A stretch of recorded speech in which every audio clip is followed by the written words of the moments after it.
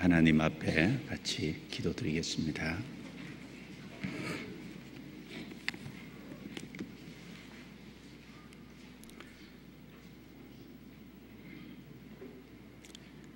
은혜로우시고 자비로우신 우리 아버지 하나님, 죄 가운데 살던 저희들을 구원해 주시고 썩지 않고 더럽지 않고 쇠하지 아니하는 영광스러운 기업을 소망으로 약속해 주시고 주의 거룩한 자녀로 주님과 함께 할 수 있도록 생을 이끌어 주심을 감사합니다. 오늘도 하나님 앞에 구원받은 하나님의 자녀들이 한 곳에 모일 수 있도록 도와주심을 감사합니다. 하나님께서 친히 함께 계셔서 하나님의 말씀을 통해 하나님의 선하시고 기뻐하시고 온전하신 뜻이 무엇인지 분별할 수 있도록 도와주옵소서. 각 사람의 형편을 주께서 아시오매 각 사람 영혼에 필요한 대로 채워주시고 하나님의 말씀이 각 사람 영혼에게 생명과 능력이 될 수 있도록 또 힘이 될 수 있도록 인도해 주옵소서. 이 시간 함께하지 못한 성도들 어느 곳에 있든지 일일이 도와주시며 있는 곳에서 하나님을 가까이 할 수 있도록 도와주시고 성도 중에 연약한 지체들 더욱 붙잡아 주셔서 주님을 의지하는 생을 살아갈 수 있도록 도와주옵소서. 이 주간에 집회가 진행되는 곳곳에 함께해 주시고 말씀을 듣는 사람과 전하는 모든 사람을 붙잡아 주셔서 주의 크신 역사가 나타나게 해 주옵소서. 이 시간 모든 시종을 주께 부탁을 드립니다. 저희를 구원해 주신 주 예수님 이름으로 기도드려옵니다. 아멘. 성경 시편 110편을 찾겠습니다.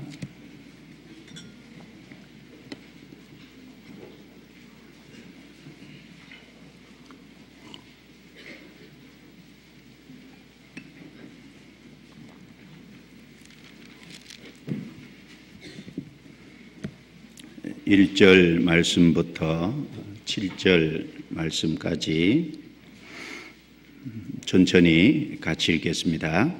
여호와께서 내 주에게 말씀하시기를 내가 내 원수로 내 발등상 되게 하기까지 너는 내 우편에 앉으라 하셨도다. 여호와께서 시온에서부터 주의 권능의 호를 내어 보내시리니 주는 원수 중에서 다스리소서. 주의 권능의 날에 주의 백성이 거룩한 옷을 입고 즐거이 헌신하니 새벽 이슬 같은 주의 청년들이 주께 나오는도다. 여호와는 맹세하고 변치 아니하시리라. 이르시기를 너는 멜기세덱의 반차를 좇아 영원한 제사장이라 하셨도다. 주의 우편에 계신 주께서 그 노하시는 날에 열왕을 쳐서 파하실 것이라.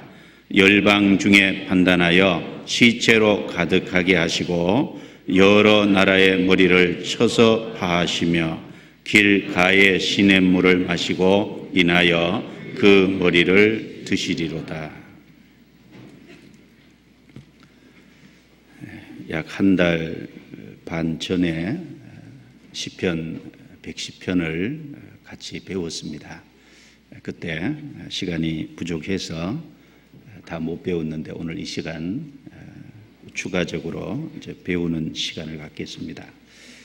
지난번에 말씀드린 대로 시편 110편은 신약 성경의 약 16회 정도 인용된 구약 성경 말씀 중에 신약 성경에 기록된 그 인용된 가장 많이 인용된 성경 중에 하나입니다.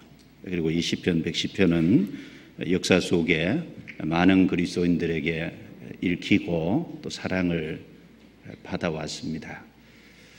그래서 앞서간 믿음의 선진들 중에 어떤 분은 이 시편 110편을 가리켜서 우리의 믿음의 태양이자 성경의 보화라는 표현을 했고, 또 어거스틴은 시편 110편은 표현은 짧지만 그 의미는 무한하다라는 말을 했습니다. 종교 개혁을 했던 루터는 시편 110편은 각종 보석으로 치장하기에 합당하다라는 그런 말로 시편 110편을 표현하기도 했습니다.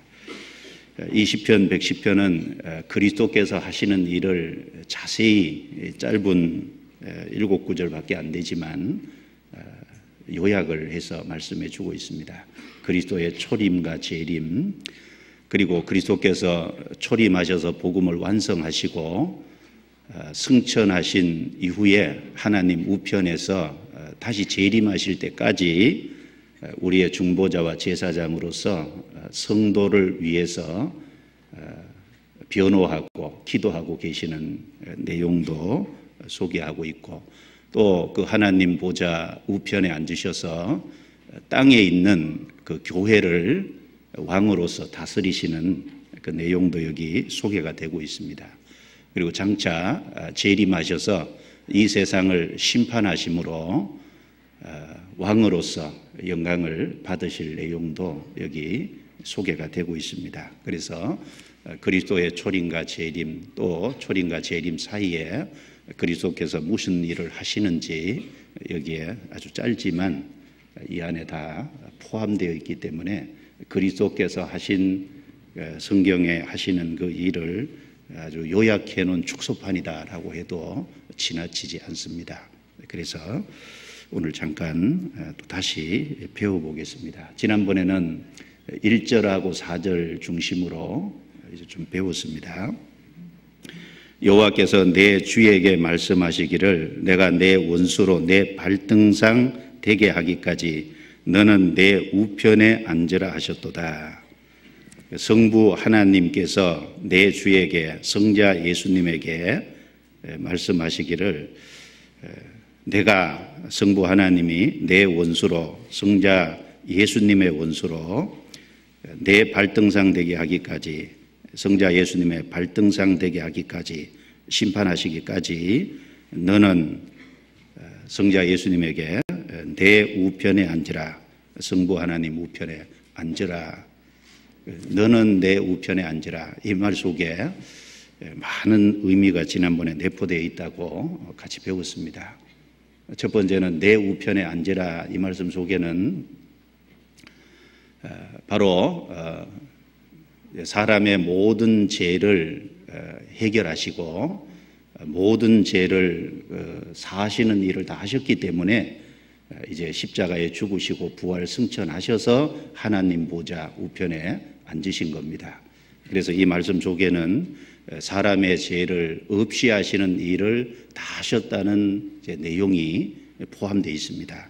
그래서 히브리서 10장 11절부터 13절 말씀에 제사장마다 매일 서서 섬기며 자주 같은 제사를 드리되 이 제사는 언제든지 우리 죄를 없이 하지 못하거니와 오직 그리스도는 한 영원한 제사를 드리시고 하나님 우편에 앉으사.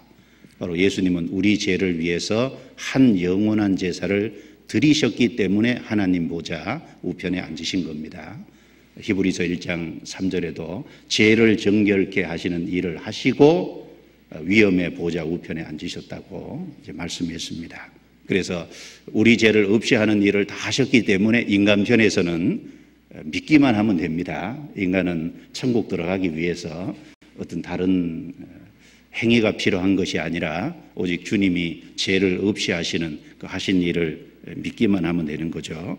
또 내 우편에 앉으라 이 말씀 속에는 예수님께서 하나님 보좌 우편에 앉아서 지금 우리의 중보자와 제사장으로서 구원받은 그리스도인을 위해서 변호하고 기도하시는 내용이 이 말씀 속에 포함되어 있는 겁니다. 지금 하나님 보좌 우편에서 하시는 일이 뭐겠어요? 성도를 위해서 중보하시는 일을 하십니다. 성도를 변호하시는 일을 하고 성도를 위해서 기도하는 일을 하고 계신 겁니다. 그래서 요한일서 2장 1절에 보면 나의 자녀들아 내가 이것을 너희에게 쓰면 너희로 죄를 범치 않게 하려 함이라.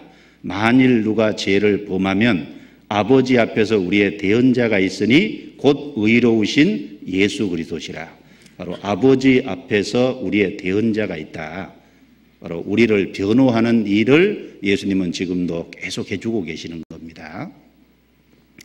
그리고 로마서 8장 33절 34절에 누가 능히 하나님의 택하신 자들을 송사하리요 의롭다 하신 이는 하나님이시니 누가 정죄하리요 죽으실 뿐 아니라 다시 살아나신 이는 그리스도 예수시니 그는 하나님 우편에 계신 자요 우리를 위해서 친히 간구하시는 자시니라.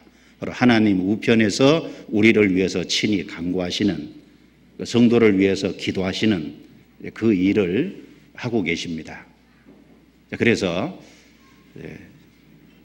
이것을 통해서 구원받은 사람은 안 이뤄지는구나. 구원받은 사람의 구원은 확실하게 안전하고 확실히 보장되어 있구나. 이것을 우리가 확신할 수 있습니다. 그래서 성도는 삶 속에서 혹 실수하고 넘어질지라도 다시 일어설 수 있는 힘이 있죠. 왜냐하면 주님이 계속 변호하시고 기도해주고 계시다는 걸 믿기 때문에, 그리고 성도의 구원은 안 이뤄진다는 걸 확신하기 때문에 어떤 경우라도 다시 일어서서 주님을 향해서 나아갈 수 있는 겁니다. 그리고 너는 내 우편에 앉으라 이 말씀 속에는 바로 예수님이 앉으신 위치가 장차 구원받은 성도가 앉을 위치라는 겁니다. 그래서 에베소서 2장 4절부터 6절에 긍휼에 풍성하신 하나님이 우리를 사랑하신 그 큰 사랑을 인하여 허물로 죽은 우리를 그리스도와 함께 살리셨고 또 함께 일으키사 그리스도 예수 안에서 함께 하늘에 앉으시니, 그래서 여기 그리스도와 함께 살리셨다, 또 함께 일으키셨다, 또 함께 하늘에 앉으셨다. 그러니까 예수님이 죽으시고 부활승천하셔서 하늘 보좌에 앉으신 것은 장차 구원받은 성도가 하늘 보좌에 앉으실 것의 하나의 모형이라고 할 수 있습니다. 그래서 그것이 확실하다면은 구원받은 사람은 땅의 것을 추구할 것이 아니라 하늘 보좌에 앉을 사람들이니까 항상 위의 것을 추구하는 삶을 당연히 살아야 될 겁니다. 그리고 넷째는 내 우편에 앉으라 이 말씀 속에 주님이 그 우편에 앉아서 우리를 변호하고 기도하는 일만 할 뿐 아니라 주님이 그곳에서 바로 이 땅에 있는 지상의 교회를 왕으로서 다스리시는 그 일도 지금 하고 계시다는 겁니다. 그래서 지난번에 그걸 좀 말씀드리다가 못했습니다. 성경 한번 찾아보겠습니다. 에베소서 1장입니다. 에베소서 1장.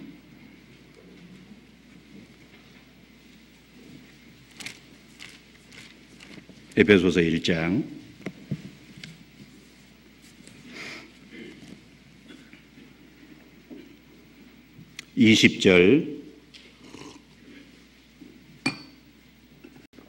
20절부터 23절까지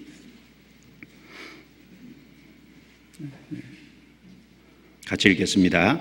그 능력이 그리스도 안에서 역사하사 죽은 자들 가운데서 다시 살리시고 하늘에서 자기의 오른편에 앉히사 모든 정사와 권세와 능력과 주관하는 자와 이 세상뿐 아니라 오는 세상에 일컫는 모든 이름 위에 뛰어나게 하시고 또 만물을 그 발 아래 복종하게 하시고 그를 만물 위에 교회의 머리로 주셨느니라. 교회는 그의 몸이니 만물 안에서 만물을 충만케 하시는 자의 충만이니라.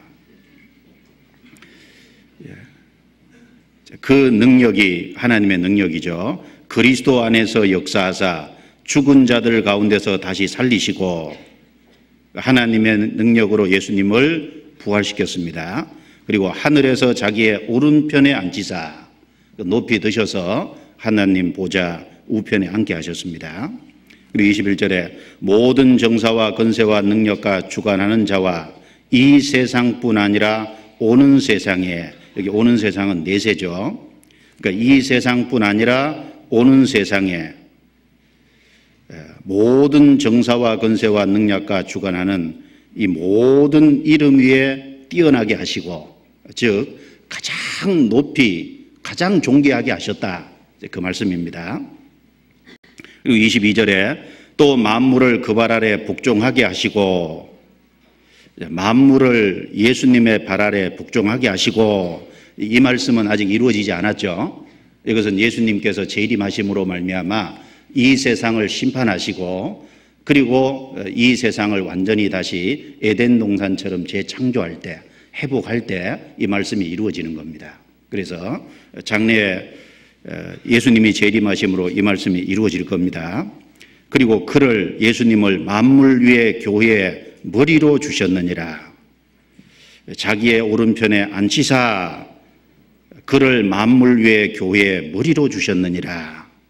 바로 예수님이 하나님 보좌 우편에 앉아서 하시는 일 중에 하나가 교회의 머리로 주셨느니라. 하나님이 예수님을 교회의 머리로 주셨으니까 머리는 주관하는 위치고 왕이잖아요.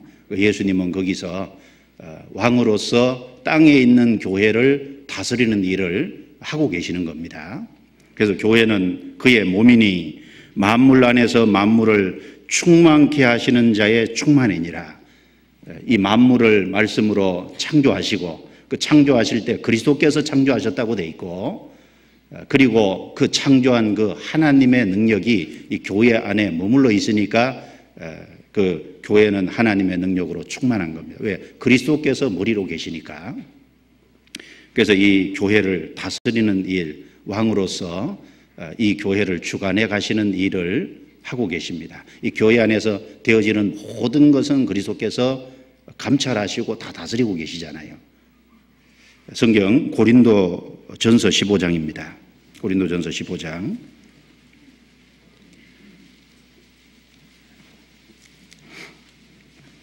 15장 25절.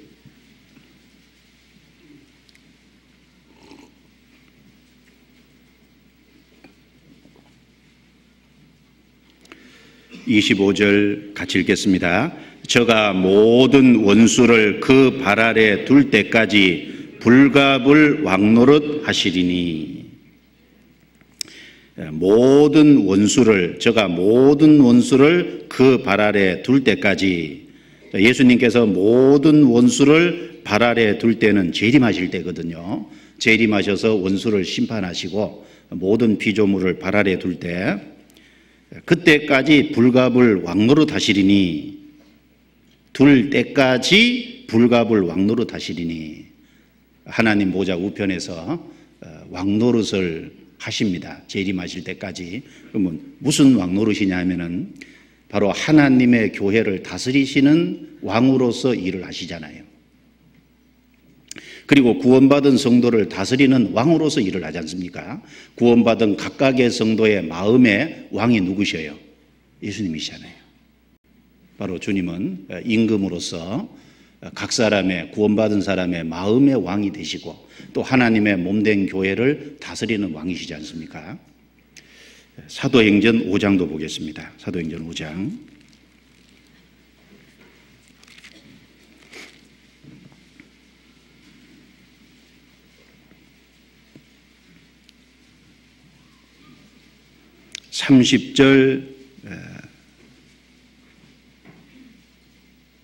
(30절부터 31절입니다) 너희가 나무에 달아 죽인 예수를 우리 조상의 하나님이 살리시고 이스라엘로 회개케 하사 죄 사함을 얻게 하시려고 그를 오른손으로 높이사, 같이 읽습니다, 임금과 구주를 삼으셨느니라.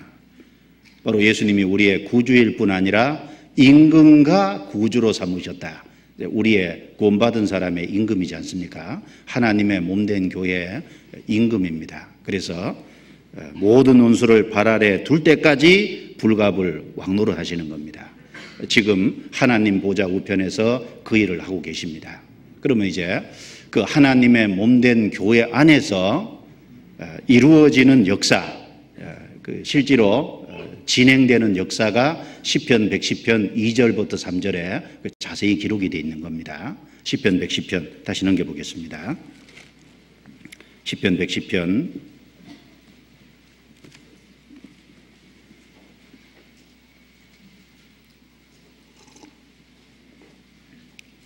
그래서 너는 내 우편에 앉으라, 이 말씀 속에 많은 의미가 내포되어 있고, 마지막으로 말씀드린 것처럼 교회를 다스리는 왕이신데 그 교회 안에 되어지는, 주님이 왕으로서 교회를 다스려간 교회 안에 되어지는, 이루어지는 역사가 2절 3절에 기록이 되어 있는데 같이 읽겠습니다. 여호와께서 시온에서부터 주의 권능의 호를 내어 보내시리니 주는 원수 중에서 다스리소서. 주의 권능의 날에 주의 백성이 거룩한 옷을 입고 즐거이 헌신하니 새벽 이슬 같은 주의 청년들이 주께 나아오는도다. 여호와께서 시온에서부터 주의 권능의 호를 내어 보내시리니, 특별히 시온에서부터, 이스라엘 땅에서부터, 예루살렘에서부터 주의 권능의 호를 내어 보내신다.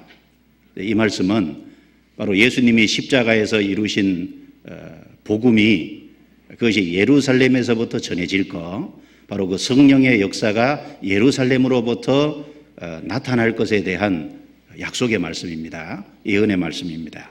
여기 홀이라 그랬는데, 원래 홀은 지도자의 지팡이를 홀이라 그러지 않습니까? 홀 그러면 좀 외국에서는 익숙한, 외국의 왕들은 이제 다스릴 때에 지팡이, 지도자의 지팡이를 잡는 것이 아주 당연한데 한국은 옥새죠. 그래서 한국은 익숙하지 않은데 외국에서는 지팡이라는 게, 지도자의 지팡이라는 게 말 자체가 익숙하거든요. 한국은 옥새 그러면 익숙합니다. 예. 그래서 그 창세기 49장에 보면 야곱이 12아들의 믿음의 분량대로 각각의 장래를 예언하는 내용이 나오는데, 그 중에 보면 넷째 아들 유다 지파, 유다에게 예언한 내용이 창세기 49장 10절에요. 홀이 유다를 떠나지 아니하며 치리자의 지팡이가 그 발 아래서 떠나지 아니하시기를 실로가 오시기까지 미치리니 그에게 모든 백성이 복종하리로다. 그런 말씀이 기록되어 있는데, 홀이 유다를 떠나지 아니하며 치리자의 지팡이가 유다에서 떠나지 않는다. 이 말씀대로 이스라엘의 왕이 유다 지파에서 계속되잖아요. 그리고 실로가 오시기까지, 실로는 구세주를 가리키죠. 예수님도 유다 지파에서 오셨지 않습니까? 그게 그대로 이루어졌습니다. 그리고 예수님께서 십자가에 죽으시고 부활하심으로 사람의 죄를 없이 하는 일을 완성하심으로 이제 그 사실을 믿는 사람이 주님께 복종할 것이 예언되어 있는데, 그 내용이 실제 이루어졌습니다. 거기 보면 홀, 치리자의 지팡이, 그래서 홀을 치리자의 지팡이라고, 지도자의 지팡이로 말씀하고 있습니다. 여기 시편 110편 2절에 그런데 그 치리자의 주의 권능의 홀이 시온에서부터 임한다. 특별히 예루살렘에서부터 임하고, 특별히 여기 주의 권능의 홀이라 그랬는데, 이 주의 권능의 홀이 구체적으로 뭘 말할까요? 이거 예수님이 십자가에서 이루신 복음을 말하는 동시에 예수님이 죽으시고 부활 승천하심으로 아버지께 성령을 받아서 성령을 보내주신, 그래서 복음을 말하는 동시에 바로 예수님이 죽으시고 부활하신 후에 믿는 사람에게 주어질 성령을 가리킵니다. 그래서 복음을 말하는 동시에 믿는 사람에게 주어질 성령 말하는 겁니다. 하나님의 권능이 뭐겠어요? 사람을 구원받게 하는 하나님의 능력은 신약시대 복음입니다. 성령의 역사잖아요. 신약성경 여기 접고 로마서 1장을 보겠습니다. 로마서 1장.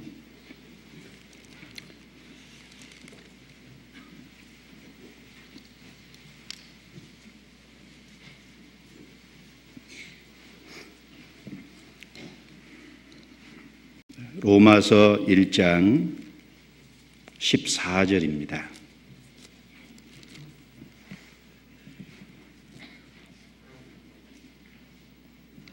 16절까지 같이 읽겠습니다. 헬라인이나 야만이나 지혜 있는 자나 어리석은 자에게 다 내가 빚진 자라. 그러므로 나는 할 수 있는 대로 로마에 있는 너희에게도 복음 전하기를 원하노라. 내가 복음을 부끄러워하지 아니하노니 이 복음은 모든 믿는 자에게 구원을 주시는 하나님의 능력이 됨이라.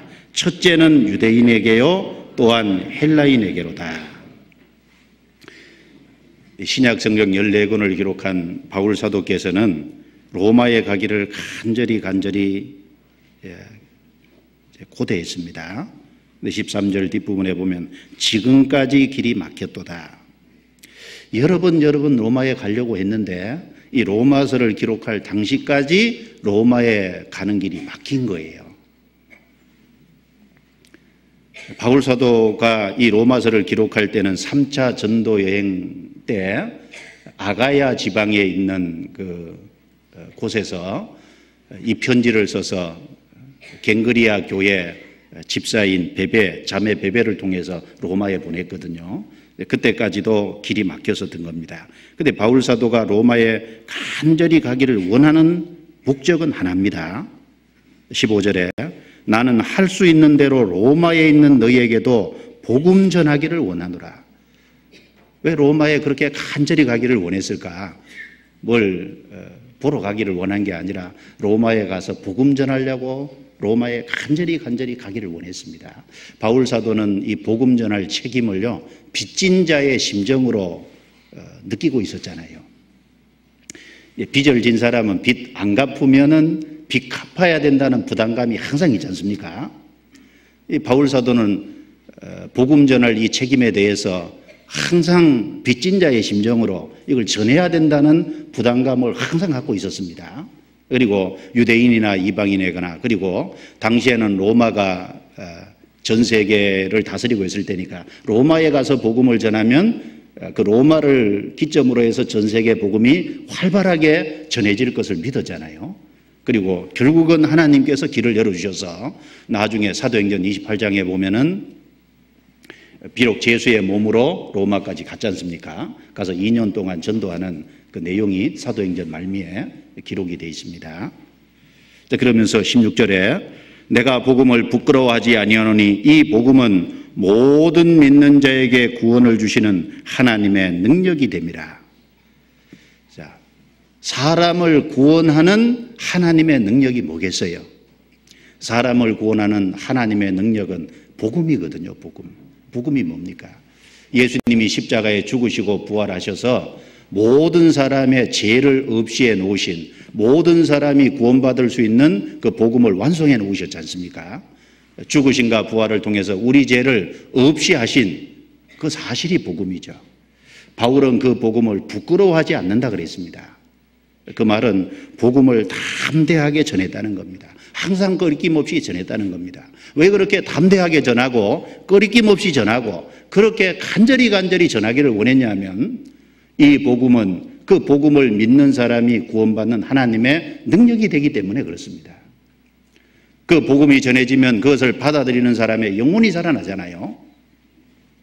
의사는 어떤 사람의 생명을 좀 치료시켜서 몇십 년의 생명을 연장시킬 수 있습니다. 암 수술을 잘하면 그 사람 생명 몇십 년 연장시켜 줄 수 있지 않습니까? 그런데 이 복음을 전하면 구원받는 사람은 생명이 영원히 연장되는 거잖아요. 그리고 지옥 가는 사람이 복음을 전해서 그 사람이 이 사실을 받아들이고 구원을 받으면 천국으로 옮기는 완전히 인생이 바뀌지 않습니까? 그렇게 엄청난 것이기 때문에 복음을 부끄러워하지 않았습니다. 이 복음은 사람의 영혼을 구원하는 하나님의 능력이 되잖아요.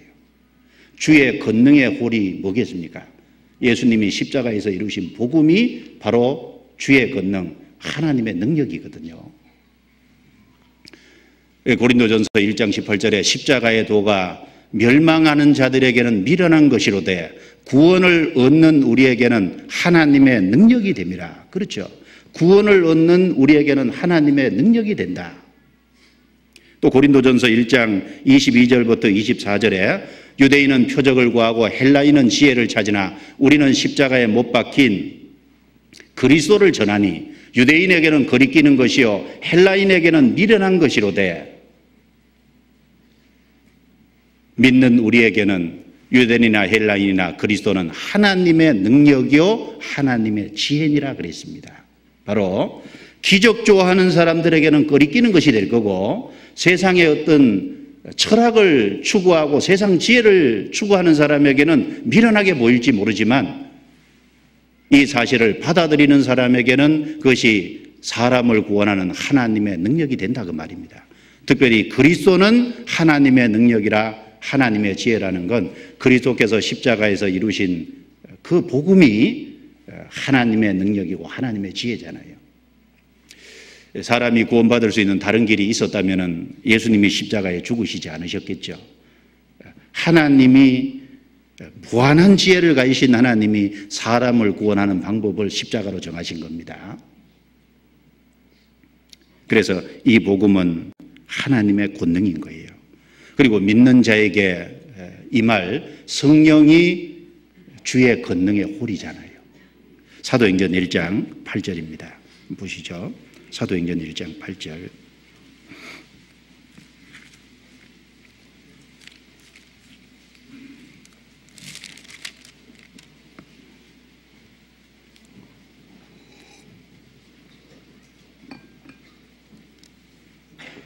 사도행전 1장 8절 같이 읽겠습니다. 오직 성령이 너희에게 임하시면 너희가 권능을 받고 예루살렘과 온 유대와 사마리아와 땅끝까지 이르러 내 증인이 되리라 하시니라. 오직 성령이 너희에게 임하시면 너희가 권능을 받고, 바로 구원받은 사람 영혼 속에 임할 이 성령께서 권능이라 그랬습니다. 예루살렘과 온 유대와 사마리아와 땅끝까지 이르러 내 증인이 되라가 아니고 되리라. 바로 성령께서 함께 하심으로 말미암아 그것을 이루어 가실 것을 여기 말씀을 하신 겁니다.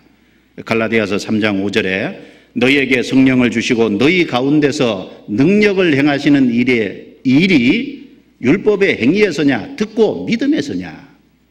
우리에게 성령이 임한 것은 듣고 믿을 때 성령이 주어졌고, 우리 속에 임한 성령은 가만히 계시는 게 아니죠. 너희 가운데서 능력을 행하시는 이의 일이 바로 성령이 임함으로 말미암아 성령께서는 그 사람의 신앙을 세우고 그 사람을 통해서 복음을 전하게 하고, 그 교회 안에 계신 성령은 그 복음이 전해지도록 역사하시는 일을 하시잖아요. 그래서 바로 이 복음과 바로 복음을 믿을 때 주어지는 이 성령이 주의 권능의 홀입니다. 그래서 여호와께서 시온에서부터 주의 권능의 홀을 내어 보내시리니, 바로 그 복음이, 그리고 그 복음이 전해지는 그 성령의 역사가 예루살렘으로부터 시작될 것을 시편 110편 2절에 말씀을 한 것입니다. 성경 누가복음 24장을 보겠습니다. 누가복음 24장.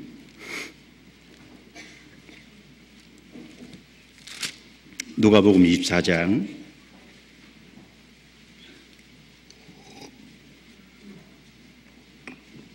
44절부터 141페이지.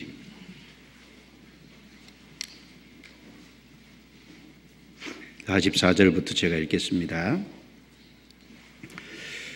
또 이르시되 내가 너희와 함께 있을 때 너희에게 말한 바 곧 모세의 율법과 선지자의 글과 시편에 나를 가르쳐 기록된 모든 것이 이루어져야 하리라 한 말이 이것이라 하시고, 이에 저희 마음을 열어 성경을 깨닫게 하시고, 또 이르시되 이같이 그리스도가 고난을 받고 제3일에 죽은 자 가운데서 살아날 것과 또 그의 이름으로 제사함을 얻게 하는 회개가, 같이 읽습니다.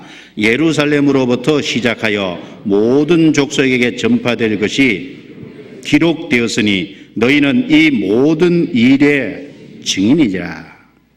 부활하신 예수님께서 제자들에게 말씀하신 내용이죠. 모세의 율법과 선지자의 글과 시편에 예수님 자신을 가르쳐 기록된 모든 것이 이루어져야 하리라. 그래서 구약 성경을 자세히 열어서 그 구약 성경을 제자들의 마음에 깨닫게 하셨어요. 아마 그 중에는 시편 110편도 있었을 겁니다. 그렇죠? 여기 시편의 날을 가르쳐 기록한 거라 그랬으니까. 그래서 46절에 이같이 그리스도가 고난을 받고 제3일에 죽은 자 가운데서 살아날 것과 또 그 이름으로 제사함을 얻는 회개가,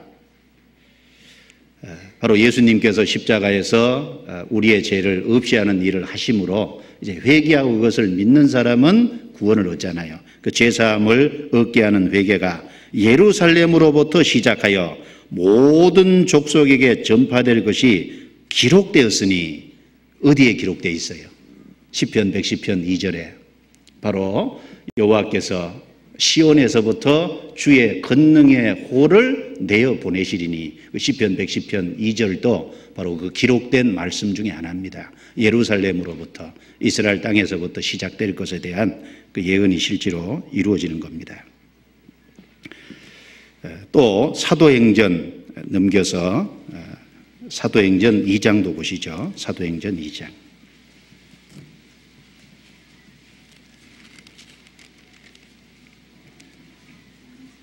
너무 많이 찾죠? 사도행전 2장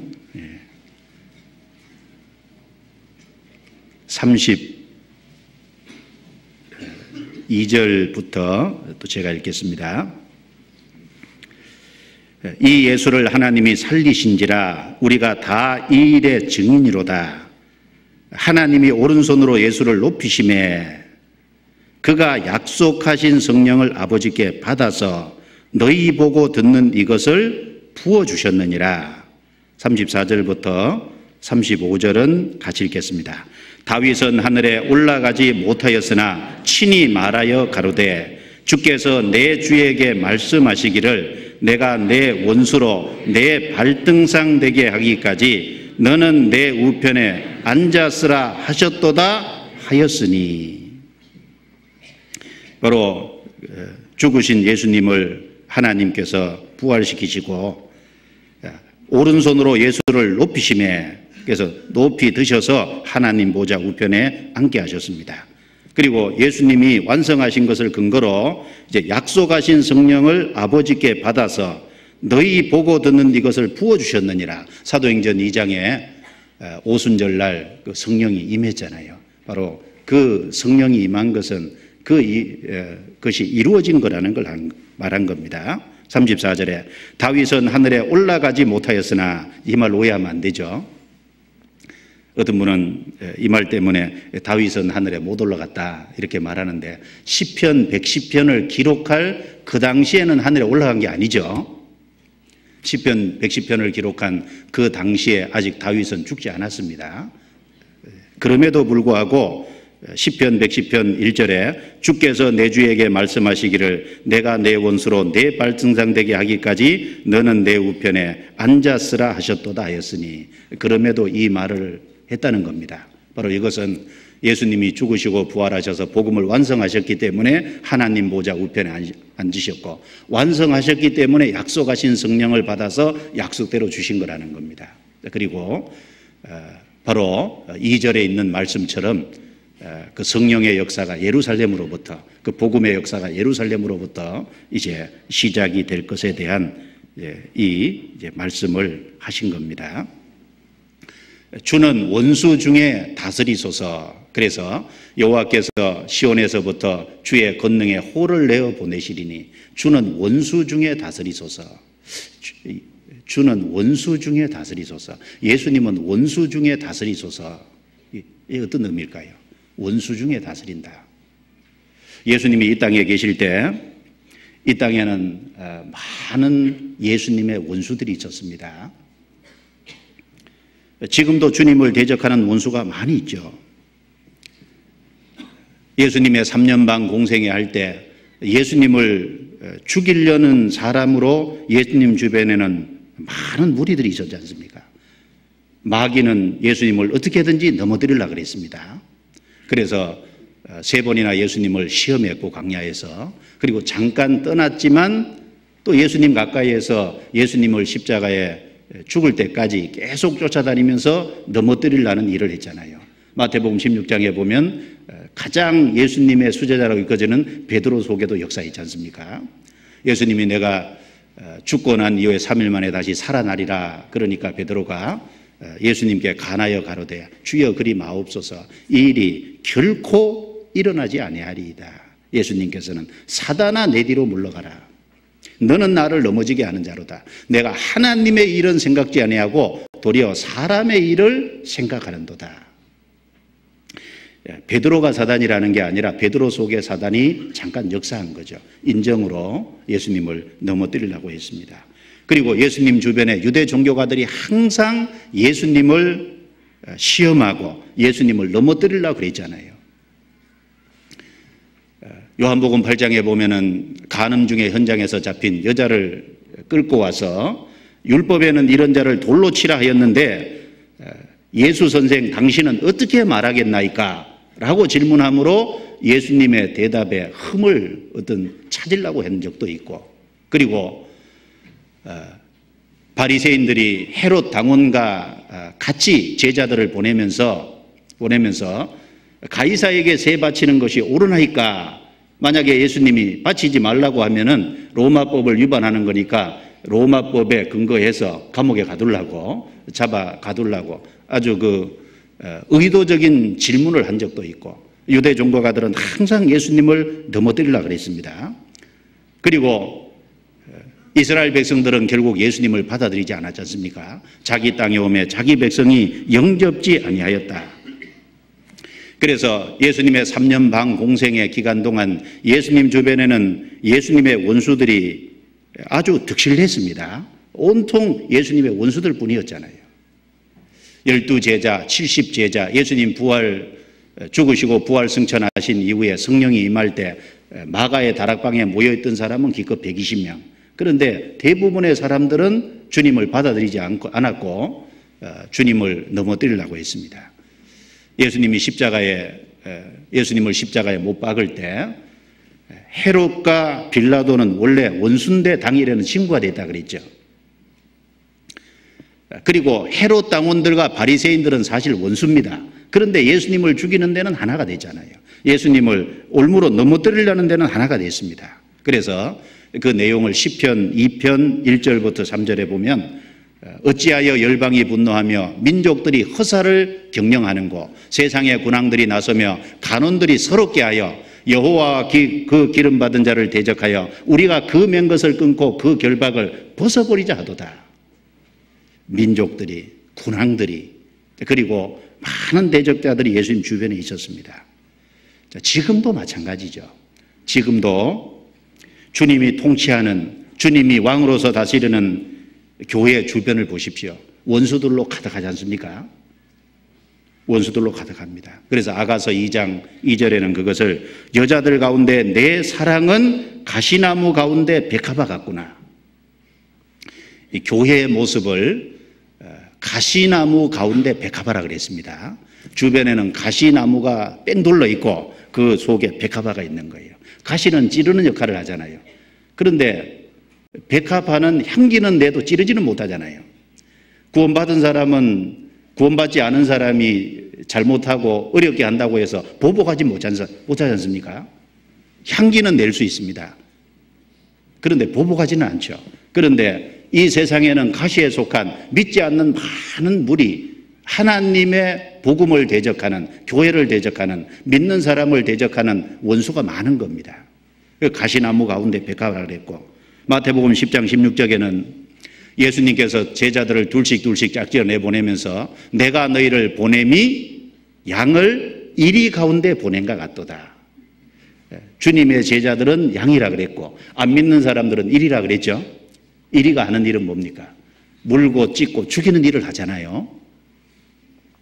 그래서 오늘날 또 하나님의 교회는 예수님이 공생의 기간 동안에 주변에 원수들이 둘러쌌던 것처럼 하나님의 교회는 주변에 원수들로 둘러싸여 있습니다. 그런데 그 원수 중에 다스리소서 그 말씀이거든요. 비록 원수 중에 처해 있지만은 그러나 그 교회를 누가 다스리고 계세요? 주님이 다스리고 계십니다. 그러니까 우리는 원수가 있으니까 깨어 있어야 되는데 그렇다고 답답해할 필요는 없죠. 왜냐하면 주님이 그 안에 실제로 다스리고 계시기 때문에 원수 중에 다스리소서, 실제 다스리고 계십니다. 요한계시록 2장입니다. 넘겨보시죠. 요한계시록 2장.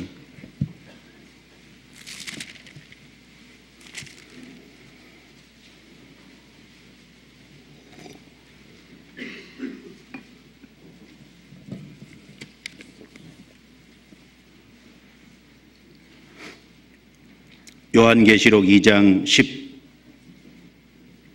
12절부터 13절입니다. 같이 읽겠습니다. 버가모 교회 사자에게 편지하기를 좌우에 날선 검을 가진 이가 가라사대 내가 어디 사는 것을 내가 아노니 거기는 사단의 위가 있는 데라. 내가 내 이름을 굳게 잡아서 내 충성된 증인 안디바가 너희 가운데 곧 사단에 거하는 곳에서 죽임을 당할 때에도 나를 믿는 믿음을 저버리지 아니하였도다. 이 일곱 교회를 말씀하시면서 또 여기 버가모 교회를 얘기할 때 버가모 교회는 사단의 위가 있는 데라고 여기 말씀되어 있고 사단이 거하는 곳에서 죽임을 당할 때 사단이 거하는 곳이라고 되어 있잖아요. 그러니까 예수님은 모든 것을 다 아시죠. 아마 이 초대교회 당시에 사단이 자기 보좌를 두고 땅에서 활동할 때 그 사단의 위가 있었던 곳이 바로 이 버가모 지역이었던 것 같습니다. 그리고 여기 사단이 거하는 곳에서 그랬죠. 사단이 아마 이곳을 중심적으로 활동했던 것 같아요. 그래서 이 알려지기로 이 버가모 지역에는 우상의 정각이 무려 4개가 있었고요. 항제 숭배 정각이 무려 2개가 있었다 그러잖아요. 그래서 이 초대교회 당시에 가장 많은 우상의 본거지가 됐던 것이 이 버가모 지역이라 그러는데 이 사단이 여기서 주무대로 활동하고 사단의 위를 두고 근데 여기에서 안디바가 순교를 당했잖아요. 여기 초대교회 안디바인데 이 안디바라는 이분에 대해서 알려진 이 믿음의 선진에 대해서 알려진 바가 크게는 없는데 이 안디바가 너희 가운데 곧 사단에 거하는 곳에서 죽임을 당할 때에도 순교당했다는 거죠. 나를 믿는 믿음을 저버리지 아니하였도다. 믿음을 끝까지 저버리지 않고 그 가운데 순교를 당했습니다. 그러니까 이 사단이 활동하는 그곳에 구원받은 성도는 작게 있고 원수 중에 둘러싸여 있잖아요. 그 안디바라는 이름의 뜻이요 모든 것을 반대한다라는 뜻을 갖고 있대요. 그러니까 세상적인 모든 것을 반대한다. 그런 이제 좀 우리의 교훈이 되죠. 모든 것을 반대한다. 그래서 철저히 구별되려고 했기 때문에 순교를 당했겠죠. 아마 타협하고 그랬다면은 순교당하지 않았을 겁니다. 그 한계 숭배 정각이 있으니까 한계 숭배를 얼마나 강요했겠어요. 우상 숭배 정각이 4개나 있었으니까 얼마나 우상 숭배를 강조했겠습니까? 그런데 끝까지 믿음을 지키고 그런 데 참여하지 않은 거잖아요. 모든 것을 반대한다. 철저히 구별됨으로 말미암아 순교를 당했습니다. 그래서 주는 원수 중에 다스리소서. 비록 교회를 원수가 둘러싸고 있고 양 주변에 이리가 가득 있고 백합화 주변에 가시나무들이 가득 있어도 그런데 그 백합화 속에 그리고 그 양무리 속에 그 교회 속에 그 믿는 사람 중에 주님이 다스리고 계시잖아요. 그래서 우리는 이 원수가 둘러싸고 있다는 것을 항상 생각하고 이 세상이 영적 전쟁터 아닙니까? 영적 경쟁되니까 우린 첫 번째 깨어 있어야 될 겁니다. 그래서 베드로전서 5장 8절에 근신하라 깨어라 너희 대적 마귀가 우는 사자같이 두루다니며 삼킬 자를 찾나니 너희는 믿음을 굳게 하여 저를 대적하라. 그래서 우는 사자는 굶주린 사자 말하잖아요. 이 사자가 동물의 왕국에 보니까 사냥을 잘 하기는 하는데 한 10번 정도 시도하면 한두 번 성공하더라고요. 시도한다고 다 성공하는 게 아닌데 그러니까 이걸 이 이제 먹이를 사냥하는 그거예요. 자기 생명이 달린 거예요. 만약에 먹이를 사냥하다가 실패하면 그만큼 힘이 빠지잖아요. 힘이 빠지면 나중에는 먹이를 사냥하지 못하게 되는 겁니다. 그러니까 이게 굶주린 사자는 먹이 사냥하냐 못하냐에 따라서 자기 생명이 달린 거니까 악착같이 어쨌든 먹이를 물려고 하잖아요. 그런 것처럼 마귀는 굶주린 사자처럼 어떻게든지 구원받은 사람을 넘어뜨리려고 하고 있으니까 근신하라, 깨어라 그랬습니다. 구원받은 사람은 깨어 있어야죠. 마음 탁 풀어놓고 있으면 안 되고, 그와 당시에 구원받은 사람은 담대해야 될 겁니다. 성경 요한복음 16장입니다. 넘겨보겠습니다. 요한복음 16장.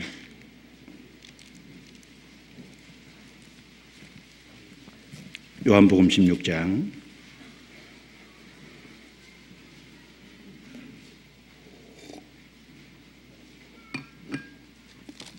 33절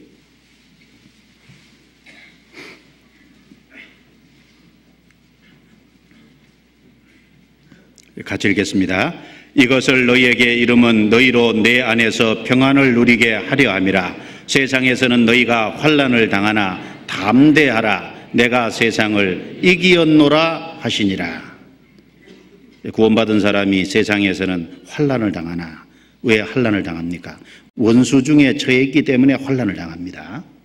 그러나 담대하라. 내가 세상을 이기었노라. 주님이 승리하신 세상이거든요. 주님 십자가에 죽으셨지만 3일 만에 다시 부활하신 곳이잖아요. 마태복음 16장 18절에 내가 이 반석 위에 내 교회를 세우리니 음부의 권세가 이기지 못하리라. 바로 예수님의 죽음과 부활이라는 그 위에 주님이 자신의 교회를 세운 거예요. 주님의 교회거든요. 음부의 권세가 이기지 못하리라. 주님이 다스리고 계십니다. 그리고 사탄이 아무리 활동하고 역사해도 하나님의 제한 안에서, 하나님의 선을 긋는 한계 안에서만 역사한다는 걸 우리가 알고 있지 않습니까? 하나님이 제한하는 이상은 못하는 겁니다. 성경 욥기 38장입니다. 넘겨보죠. 욥기 38장.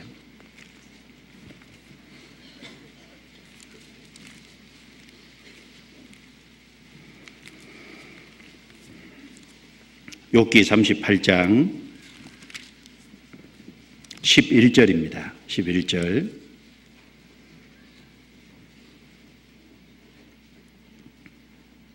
같이 읽겠습니다. 이르기를 내가 여기까지 오고 넘어가지 못하리니 내 교만한 물결이 여기 그칠지니라 하였었노라. 여기 천지 창조를 말씀하시면서 여기 바닷물을 얘기하면서 내 교만한 물결이 여기 그칠지니라 하였었노라. 이 파도가 사납게 오지만은 모래라는 한계를 주어서 모래를 못 넘게 있잖아요. 그래서 예레미야 5장에 보면 모래라는 계안을 둬서 모래 못 넘게 했다 그랬거든요.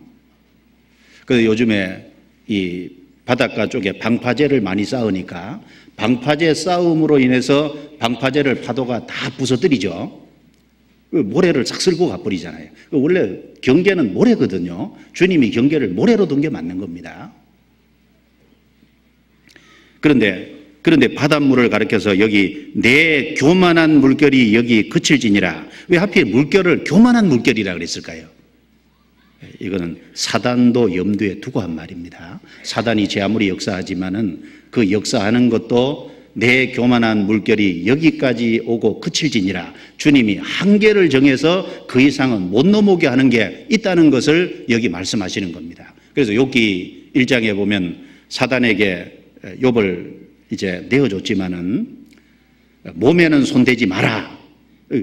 이 가족하고 그다음에 재산에는 손대지만은 몸에는 손대지 마라. 몸에는 손 못 대게 했죠. 그다음에는 생명에는 손대지 마라. 몸은 허락했지만 생명은 손 못 대지 않습니까? 그러니까 이 교만한 물결이 여기까지 오고 그칠지니라. 사단도 하나님의 한계 안에서 역사한다는 것을, 제한 안에서 역사한다는 것을 우리가 믿어야 될 겁니다. 그래서 예수님이 둘씩 짝지어 보내면서 마태복음 10장 29절 이후에 보면 참새 2마리가 한 아사르온에 팔리는 것이 아니냐. 그러나 그 하나라도 하나님이 허락하지 않으면 떨어지지 않는다. 그러니까 너희는 머리털까지 다 세셨으니까 두려워하지 마라. 너희는 모든 참새보다 귀하니라. 그렇죠. 구원받은 사람이 참새보다 귀한 건 말할 것도 없죠. 머리털까지 다 세셨다 그랬습니다.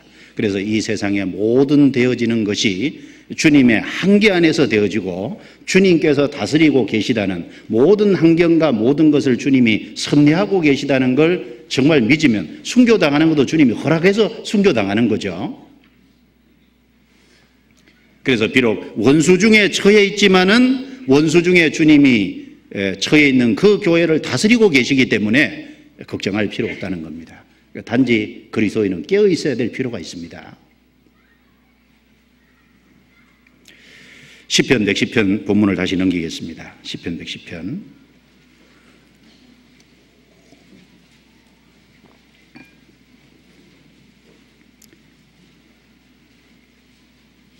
그래서 2절은 바로 이 복음의 성령의 역사가 예루살렘으로부터 시작될 것을 말씀하면서 그 교회 중에 주님이 다스릴 것을, 원수 중에 처했지만 다스릴 것을 말씀하고 약속하신 그 내용입니다. 3절은 그 교회 안에 복음의 역사죠. 3절 같이 읽겠습니다. 주의 권능의 날에 주의 백성이 거룩한 옷을 입고 즐거이 헌신하니 새벽 이슬 같은 주의 청년들이 주께 나아오는도다. 여기 주의 권능의 날이라는 말씀이 있고 주의 백성이라는 말씀도 있고 또 거룩한 옷을 입는다는 말씀도 있고 즐거이 헌신한다는 말씀도 있고 그 결과 새벽 이슬 같은 주의 청년들이 주님께 나아오는 것을 여기 말하고 있습니다. 여기 특별히 주의 권능의 날은 주님이 권능을 나타내시는 날을 말하죠. 이 창세기부터 요한계시록까지 인간 역사 속에 주님이 권능을 나타내시는 날이 많았습니다. 특별히 이스라엘 백성들이 출애굽할 때 주님이 권능을 크게 나타내셨지 않습니까?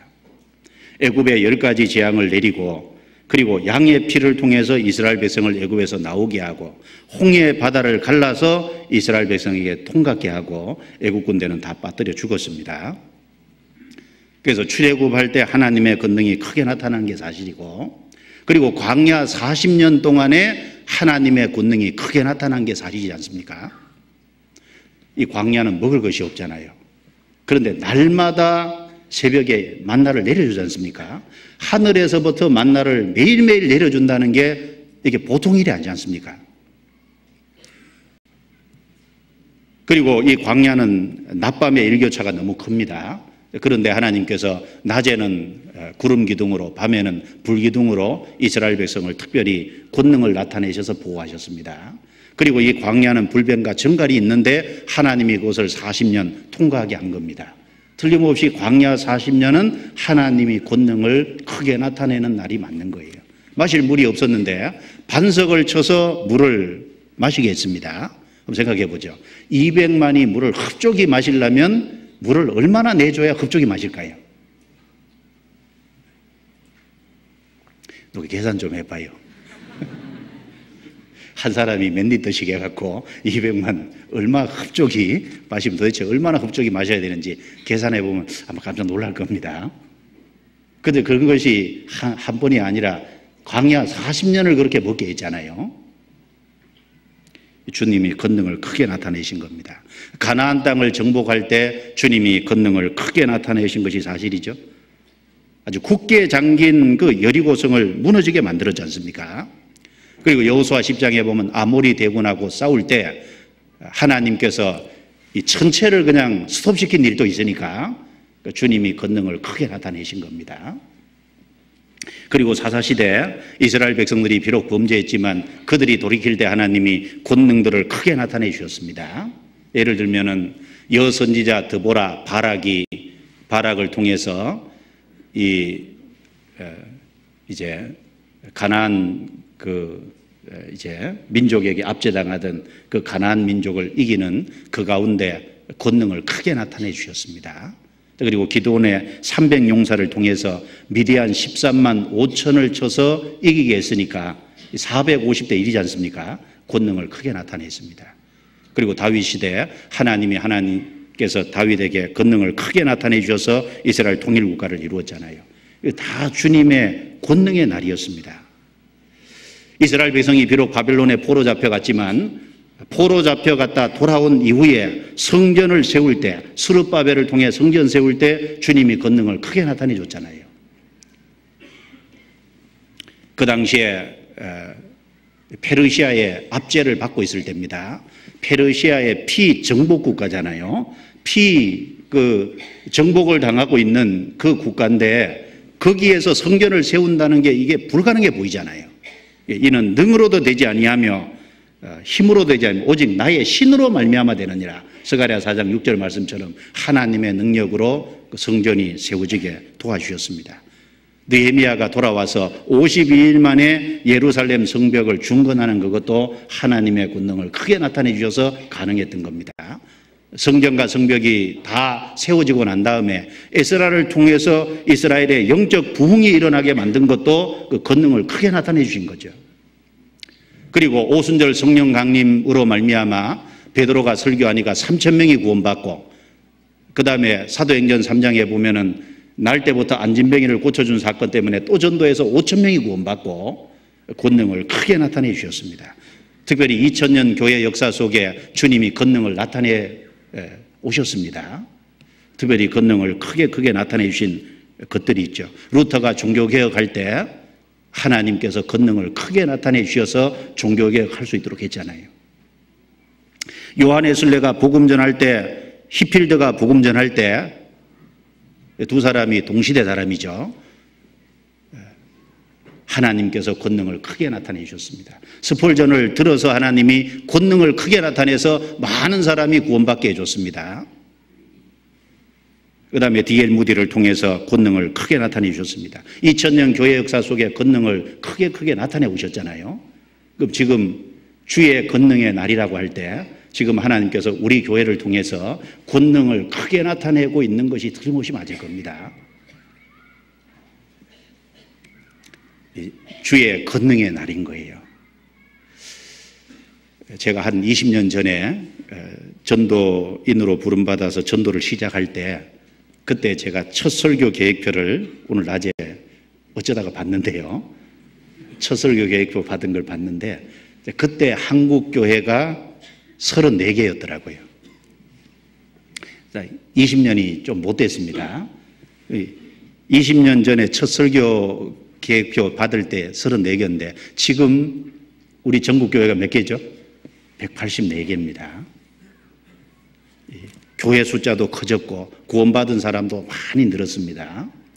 그리고 하나님께서 국내 교회가 튼튼하게 되니까 해외도 전도하게끔 해주셔서 50몇 개 나라에 299개 교회가 생기게 했잖아요. 복음이 해외도 활발히 전해지게 해줬습니다. 이것이 주님의 권능의 날이 아니면 뭐겠어요?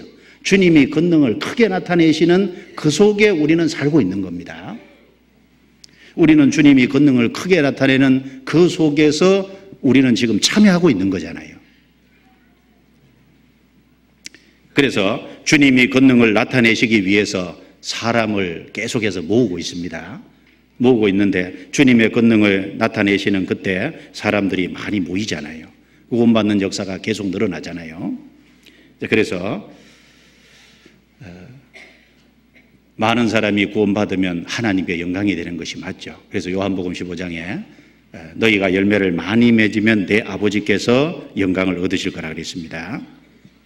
여기 주의 권능의 날에 주님이 권능을 나타내시는, 특별히 크게 나타내시는 날에 여기 주의 백성은 구원을 받아서 주의 소유가 된 백성을 주의 백성이라고 말하는 거죠.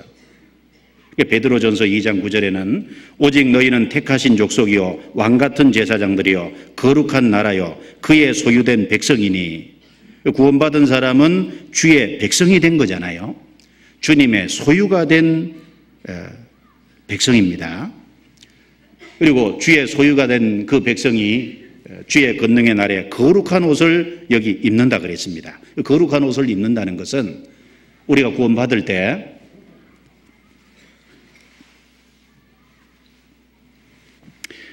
시편 61편 10절에 말씀한 것처럼 구원의 옷, 의의 겉옷을 우리가 입었습니다. 내가 여호와로 인하여 기뻐하며 내 영혼이 나의 하나님으로 인하여 즐거워하는 것은 주께서 구원의 옷을 내게 입히시며 의의 겉옷으로 내게 더하셨기 때문에 그렇다고 말씀했습니다. 구원받을 때 구원의 옷, 구원받은 걸 구원의 옷이라 그랬죠. 우리를 의롭다 하신 걸 의의 겉옷이라 그랬습니다. 그래서 구원받는 그때 구원의 옷, 의의 겉옷을 입었습니다. 그런데 여기 거룩한 옷이라는 건 특별히 구원받고 난 이후에 구원받은 성도들이 이 세상과 구별돼서 거룩하게 살아가는 그것을 거룩한 옷을 입는다고 말한 거잖아요. 특별히 구원의 옷, 의의 겉옷을 입었을 뿐 아니라 실제 구원받은 주님의 소유가 된 주님의 백성이 실제 세상과 구별돼서 거룩하게 살아가는 거예요. 거룩한 행실로 세상과 구별되는 겁니다. 성경 요한계시록 19장입니다. 넘겨보죠. 요한계시록 19장.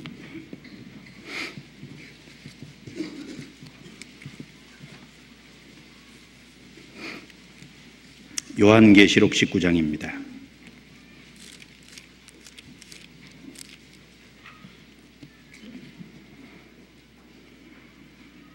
19장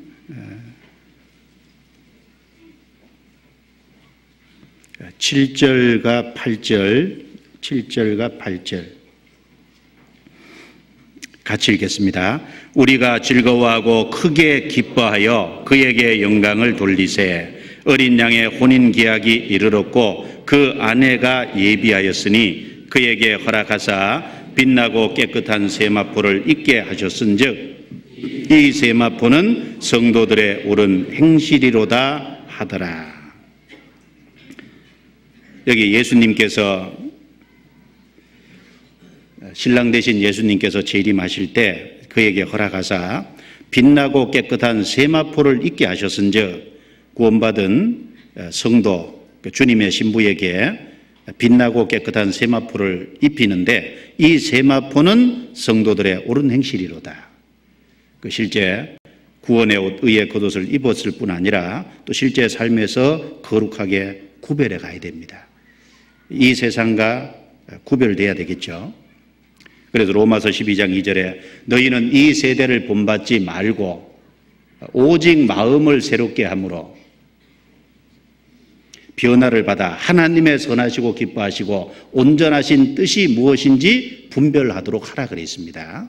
구원받은 사람은 이 세상을 본받으면 안 되겠죠. 본받지 않으려면 오직 마음을 새롭게 함으로 항상 뭐든지 마음이 들어가야 되지 않습니까? 구원받은 사람은 마음을 계속 주님의 말씀으로 새롭게 해야 될 겁니다. 주님을 가까이 함으로 새롭게 해야 될 거예요. 그래서 하나님의 선하시고 기뻐하시고 온전하신 뜻이 무엇인지 분별해서 이 세상과 구별되어 살아가야죠. 세상 물결을 거스리고 올라가야 되잖아요. 이스라엘 땅은 그 아주 교훈적이죠. 위에는 갈릴리 호수가 있고 요단강이 있고 요단강을 따라 내려가면 사해가 있습니다. 사회는 물고기 한 마리도 못 살지 않습니까? 요단강에 있는 물고기가 물결을 거슬러 올라가면은 갈릴리 호수로 올라가면 살고 떠내려가면 물살에 떠내려가면 죽잖아요. 이스라엘 땅 자체가 성도에게 교훈이 됩니다. 구원받은 사람은 거슬러 올라가야죠. 세상 물결을 거슬러 올라가야 됩니다. 가끔 지하철 같은 거 탈 때 지하철에 한꺼번에 막 사람이 쏟아져 나올 때 그 틈을 비집고 들어가려면 참 어렵죠. 근데 그 모습을 딱 보면은 그리스도인들의 모습이 이와 같다. 그 생각을 항상 좀 하게 됩니다. 지하철 탈 때마다 생각해 보세요. 이렇게 거슬러 가야 된다. 떠내려가면 안 되죠. 창세기 34장에 야곱의 딸 디나가 세겜 땅에 거할 때 세겜 여자들의 모습을 보러 나갔다가 세겜 여자들의 모습을 보러 나가는 것은 세상이 어떠냐 좀 구경하고 담고 싶은 것도 있고 나갔다가 부끄러운 일 당하잖아요. 이 세상의 풍조를 따라가려면 세상에 물들게 되거든요. 세상에 호기심을 갖고 세상에 조금 이렇게 관심을 보이기 시작하면 세상 것에 미혹될 수 있습니다. 사무엘상 8장에 보면 이스라엘 백성들이 그때는 하나님이 사사를 들어서 이스라엘을 다스릴 텐데 주변에는 다 왕이 있으니까 열방처럼 우리에게도 왕을 주십시오. 왕을 구한 것이 하나님께 큰 죄가 됐다 그랬습니다. 하나님은 이스라엘이 통치하시는데 갈대와 우르에서 아브라함이 나와서 가나안 땅에 왔을 때 가나안 땅에 흉년이 들었습니다. 그런데 그 흉년이 들었을 때 그 가나안 땅에 계속 거해야 되는데 기근이 드는데 어떻게 거하냐고. 그래도 거해야 되거든요. 그런데 애굽으로 내려갔잖아요. 애굽으로 내려갔다가 큰 공경에 처했죠. 애굽에서는 하나님을 섬길 수 없습니다. 애굽에서 다시 올라왔을 때 다시 하나님을 섬기는 모습이 회복이 되지 않습니까? 그런데 갔다 왔지만 따라갔던 롯이라는 사람이 문제가 생겼죠. 그래서 세상 모습을 한번 보니까 그것이 마음에 지워지지 않고 신앙이 회복이 안 되니까 결국은 나중에 기회가 됐을 때 아브라함을 떠나가게 됐습니다. 그래서 주의 권능의 날에 주의 백성이 거룩한 옷을 입고 그 말씀처럼 먼저 구원을 받은 사람은 거룩한 옷을 입는다는 말씀처럼 이 세상과 확실히 구별을 해야 될 겁니다. 그 세상 풍조에 물들면 안 될 겁니다. 이 세상과 구별을 내려면 하나님의 뜻이 무엇인지를 정확하게 알아야 되고 하나님의 선하신 뜻을 분별해야 될 겁니다. 그리고 하나님의 뜻에 어긋나는 것은 가감하게 버려야 될 겁니다. 그리고 진리만을 살기 위해서 살기로 가감하게 결단해야 될 거예요. 성경 역대하 11장을 보겠습니다. 역대하 11장.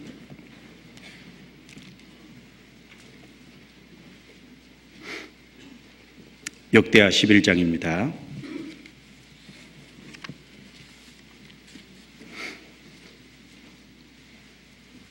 13절.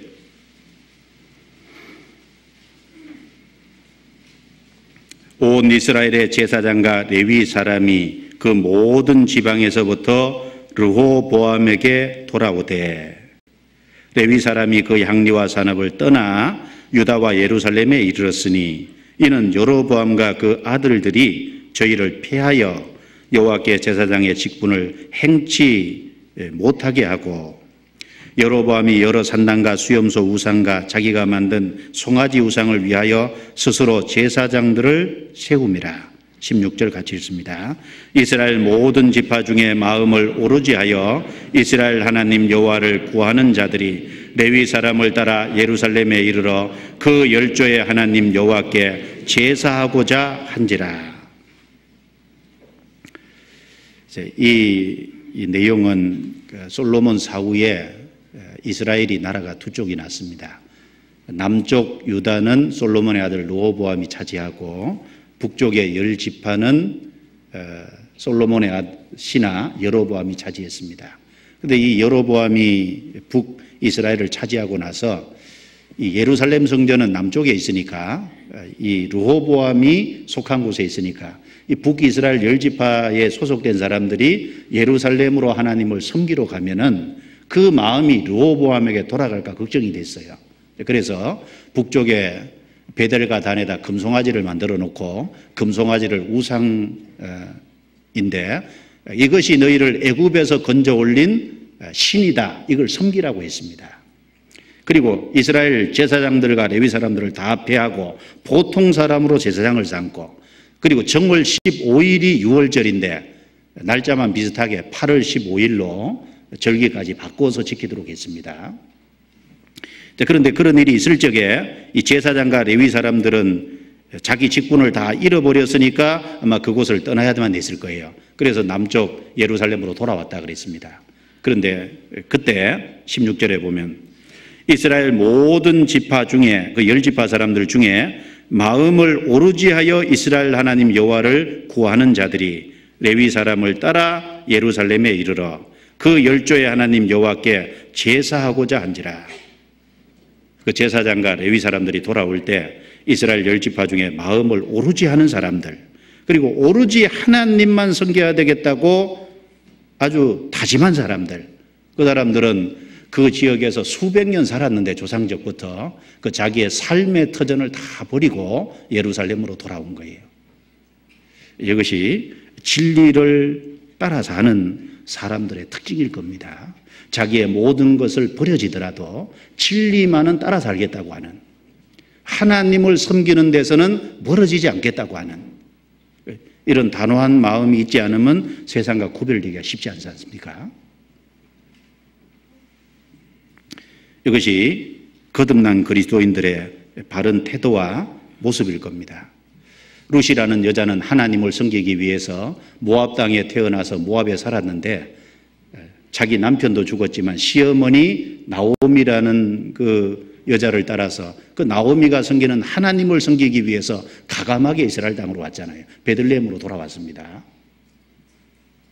그래서 나중에 그 하나님을 섬기는 보아스하고 결혼을 했고 다윗 가게에 들어가는 어떤 그런 축복도 받았습니다.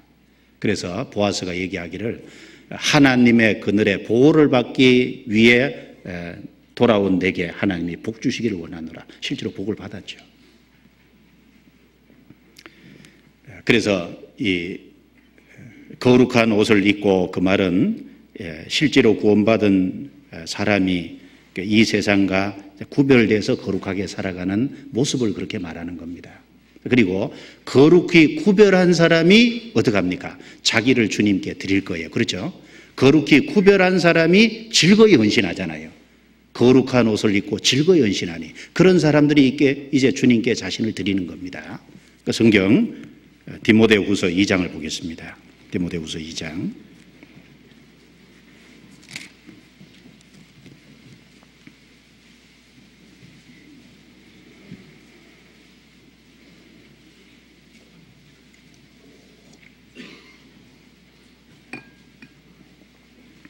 (2장 15절) 같이 읽겠습니다. 내가 진리의 말씀을 옳게 분변하며 부끄러울 것이 없는 일꾼으로 인정된 자로 자신을 하나님 앞에 드리기를 힘쓰라. 그래서 진리의 말씀을 옳게 분변하고 그리고 부끄러울 것이 없는 일꾼으로 인정된 자로 그 말씀을 분별하는 동시에 자신을 거룩히 구별하는 겁니다. 그리고 자신을 하나님 앞에 드리기를 힘쓰라. 그리고 자신을 주께 드리면은 주님이 이제 사용하시죠. 즐거이 헌신하는 겁니다. 어쩔 수 없어서가 아니죠. 이스라엘 백성들이 애굽에서 나와서 광야 시내산 밑에 있을 때 하나님이 거하시는 성막을 만든다고 할 적에 이스라엘 백성들이 즐거운 마음으로 모든 것을 가져왔잖아요. 쓰기에 나무미 있었다 그랬습니다. 고린도후서 8장 9절에 보면은 마게도냐 성도들이 환난에 큰 어려움 속에 있었지만 넘치는 연보를 했다 그랬죠. 그렇게 할 수 있었던 이유는 자신을 먼저 주님께 드렸기 때문에 그렇다고 했습니다. 자신을 먼저 주님께 드린. 그래서 거룩히 구별을 해서 자신을 주님께 드리는 사람이 나머지 물질도 드릴 수 있고 시간도 드릴 수 있고 자신의 모든 것을 주를 위해서 사용을 할 수 있을 겁니다. 성경 그 사무엘상 6장에 보면 두 암소 나오죠. 엘리 제사장 때 법궤를 빼앗겼습니다. 그런데 법궤가 가는 곳마다 블레셋 지역에 하나님이 저주를 내렸어요. 그래서 이 블레셋 사람들이 가는 곳마다 법궤가 저주를 내리니까 이걸 이스라엘 땅으로 돌려보내는데 베세메스라는 지역으로 올려보내면서 과연 이 블레셋 지역에서 내린 이 저주가 하나님이 내린 저주냐 우연히 임한 거냐 그걸 테스트해 봤어요. 그래서 새술에 2개를 만들어서 이 법궤를 그 위에 싣고 그리고 독종 형상의 어떤 그 황금으로 만든 것을 상자에 실어서 그 젖나는 암소 2마리 아직 새끼에게 젖을 먹이는 그 암소 2마리를 끌고 와서 거기다가 멍에를 메었어요. 그리고 이 소가 벳세메스로 똑바로 직진해서 가면은 틀림없이 하나님께서 내리신 저주다. 왜? 하나님은 소까지 움직일 수 있으니까. 근데 만약에 벳세메스로 똑바로 가지 않고 좌우로 치우치면 이건 우연히 임한 거다. 그런데 이 암소 2마리가요 울면서 올라갔다 그랬잖아요. 그 좌우로 치우지 않고 벳세메스로 똑바로 갔죠. 왜 울었습니까? 새끼 대놓으니까. 그 올라가서 벳세메스 사람들이 수레를 나무를 찢고 그 다음에 그 소를 잡아서 번제를 드렸잖아요. 바로 그 2마리의 암소의 모습은 구원받은 사람들이 주님께 자신을 드리는 헌신의 모습이잖아요. 그걸 우리에게 교훈해 주십니다.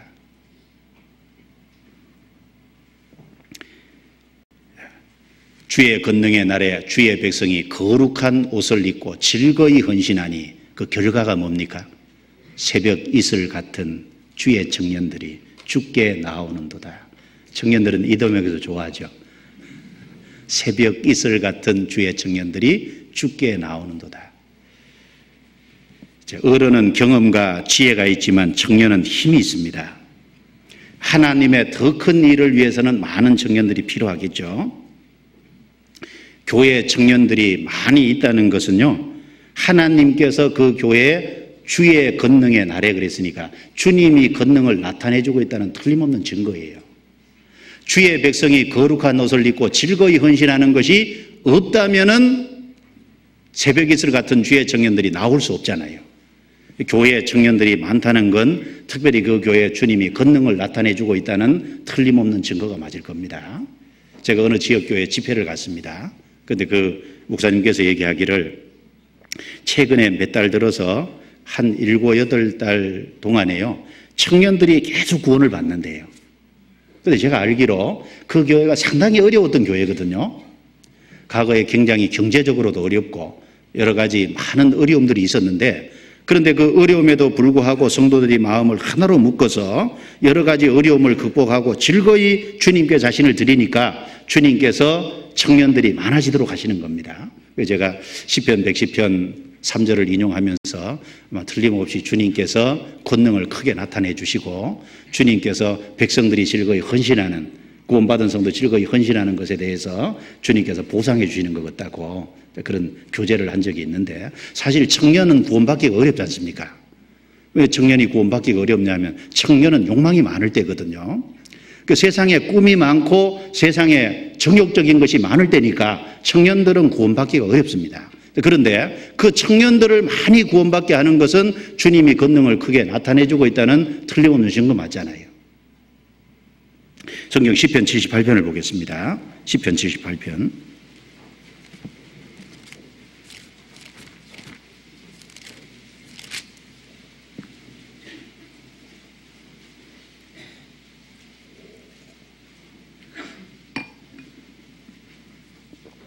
시편 78편 31절입니다. 같이 읽겠습니다. 하나님이 저희를 대하여 노를 바라사 저희 중 살찐 자를 죽이시며 이스라엘의 청년을 쳐 엎드러뜨리셨도다. 이 말씀 반대죠. 이스라엘 백성들이 그 광야에서 하나님이 내리는 만나를 계속 먹고 왔는데 이 만나는 너무 박하다. 우리는 이 식물을 싫어하노라. 그러니까 고기 좀 달라. 그래서 하나님이 메추라기를 보내주셨는데 메추라기를 한 달 동안 먹을 수 있도록 하나님이 먹여놓고 코에 냄새가 나도록 먹이신 이후에 그들의 먹은 고기가 이빨 사이에 있을 때 하나님이 이스라엘을 심판하셨다고 돼 있죠. 그런데 그때 청년들이 많이 죽었다는 얘기예요. 여기 이스라엘의 청년을 쳐 엎드러뜨리셨도다. 왜 하필 청년을 죽이셨냐 하면은 그때 아마 청년들이 특별히 탐욕을 많이 냈던 것 같아요. 그러니까 이 청년은 아주 욕심이 많고 세상에 꿈이 많고 정욕적인 것이 많고, 그런데 이 청년이 구원받기가 사실 쉽지 않거든요. 그런데 이 청년들을 하나님께 돌아오게 하신 것은, 주님 앞에 나오게 하시는 이것은 주의 백성이 거룩한 옷을 입고 즐거이 헌신한 결과로 주님께서 그렇게 해주신다는 거거든요. 새벽 이슬 같은 주의 청년들이 주께 나오는도다. 그래서 우리 교회에 청년들을 많이 구원받게 해주시는 이것은 틀림없이 주의 권능을 크게 나타내고 있다는 증거기도 하고, 또 하나 생각해 보면 앞서서 구원받은 사람들이 거룩한 옷을 입고 세상과 정말 구별돼서 자기를 즐거이 주님께 드리는 이 성도들이 많이 있기 때문에 실제로 그런 일을 또 주님이 행하시고 계실 거라고 믿어집니다. 그리고 새벽 이슬 같은 주의 청년, 새벽 이슬 보면 참 영롱하지 않습니까? 그런데 그 새벽 이슬 같은 주의 청년을 새벽 이슬 같다고 얘기했거든요. 그러면 주님께서 청년들에게 거는 기대가 없다면 그렇게 표현 안 하겠죠. 청년들을 특별히 새벽 이슬이라고 말한 것은 그렇게 아주 주님이 아름답게 보시는 것은 특별히 청년들에게 그거는 뭐가 많다? 기대가 많다는 거예요. 그러니까 특별히 청년들은 이 주님께서 내게 그거는 기대가 크다는 걸 생각하고 그 주님의 기대에 부응해야 될 겁니다. 그렇지 않겠어요? 새벽 이슬 같은 주의 청년이거든요.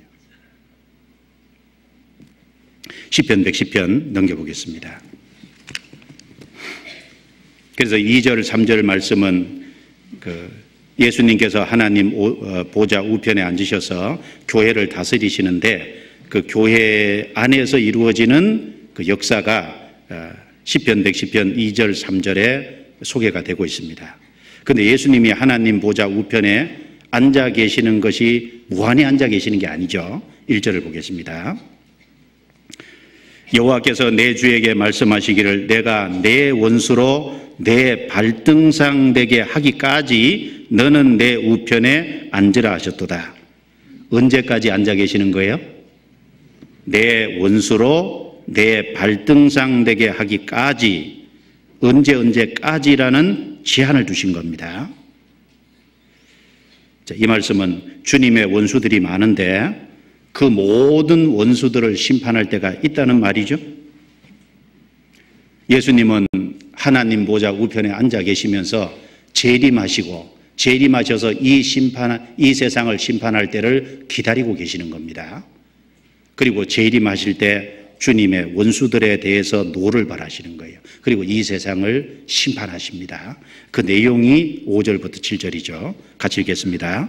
주의 우편에 계신 주께서 그 노하시는 날에 열왕을 쳐서 파하실 것이라. 열방 중에 판단하여 시체로 가득하게 하시고 여러 나라의 머리를 쳐서 파하시며 길가의 시냇물을 마시고 인하여 그 머리를 드시리로다. 주의 우편에 계신 주께서, 성부 하나님 우편에 계신 성자 예수님께서 그 노하시는 날에, 재림하시는 날이 주님의 노하시는 날입니다. 열왕을 쳐서 파하실 것이며 모든 왕들을 쳐서 파하시죠. 열방 중에 판단하며 시체로 가득하게 하시고, 이 시체로 가득하게 한다는 말은 심판받을 사람이 너무너무 많다는 얘기지 않습니까? 그리고 여러 나라의 머리를 쳐서 파하시며 길가의 시냇물을 마시고 인하여 그 머리를 드시리로다. 주님이 앞으로 노를 바라실 때가 있는 거예요. 재림하실 때 주님의 진노가 이 세상에 나타납니다. 이 사람들이요, 주님이 노하시는 그 진노가 얼마나 크다는 걸 알면은 주님의 원수가 되려고 안 할 겁니다. 이 주님의 노가 얼마나 크다는 걸 사람들이 몰라요. 성경 시편 90편 봅시다. 시편 90편.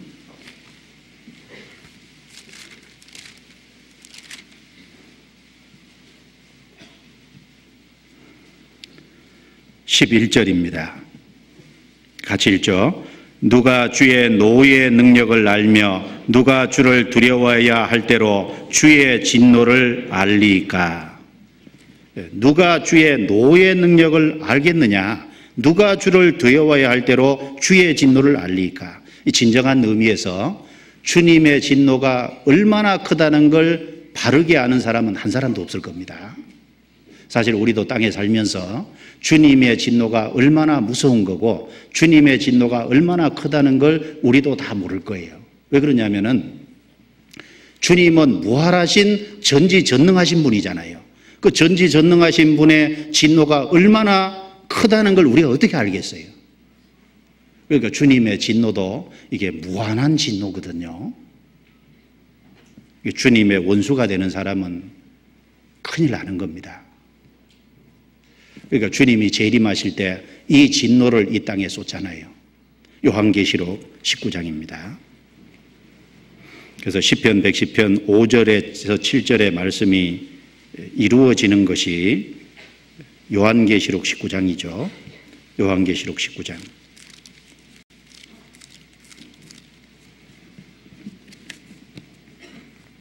(11절) 또 내가 하늘이 열린 것을 보니 보라 백마와 탄 자가 있으니 그 이름은 중신과 진실이라.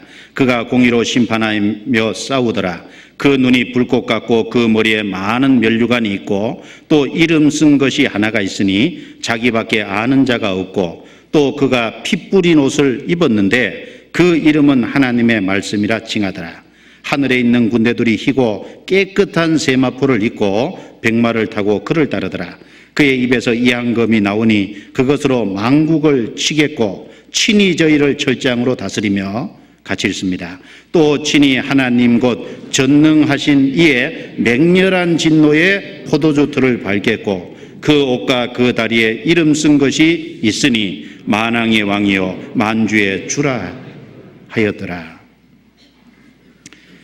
여기 하나님 곧 전능하신 이의 맹렬한 진노의 포도주를 밟겠고, 여기 맹렬한 진노라 그랬는데 그 앞에 전능하신 이의 맹렬한 진노거든요. 그러니까 이 진노 앞에 전능이라는 단어가 붙어 있는 거예요.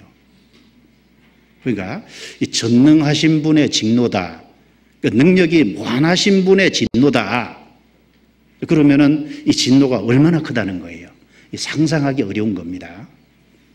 그러니까 주의 우편에 앉아 계신 주께서 노하시는 날이 재림하실 때잖아요. 끝까지 오랫동안 참고 기다리는데도 끝까지 복음을 뺏어가고 복음을 받아들이지 않고 대적하는 그 원수를 주님이 심판하는 날이지 않습니까? 그리고 주님의 진노가 가장 크게 나타나는 곳은 어딜까요? 그건 두말할 것 없이 지옥입니다. 지옥은 주님의 진노가 가장 크게 나타나는 곳일 겁니다.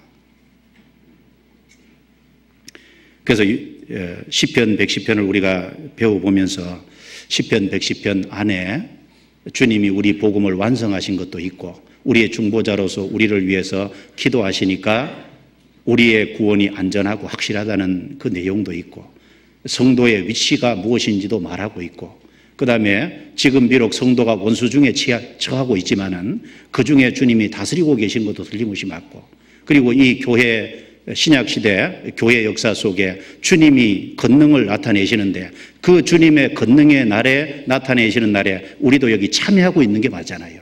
그 교회 안에 우리가 참여하고 있다는 게 얼마나 축복인 겁니까? 그 잠시 후에 주님이 재림하실 때 그 우편에 무한히 앉아 계시는 게 아니라 진노의 날 그 자리를 일어서서 이 땅에 심판하러 오신다는 겁니다. 그러면 앞의 내용이 다 이루어집니다. 그러면 주님이 진노하시는 그것도 반드시 이루어질 거죠? 우리가 그것을 이루어지는 것을 믿는다면 이 땅에 살아있는 동안 이 권능에 나타내시는 날에 정말 주님이 구원받는 사람을 더 많이 주님께 나오게 하는 그때 우리가 그 안에 더 적극적으로 참여해야 되겠습니다. 그리고 그 일이 벌어지기 전에 우리 주변의 사람들을 더 건져야 될 겁니다. 왜? 주님의 진노가 가장 크게 나타나는 것이 지옥이기 때문에 우리 주변의 사람들이 거기 들어가게 만들면 안 되겠죠. 잠깐 기도드리고 마치겠습니다.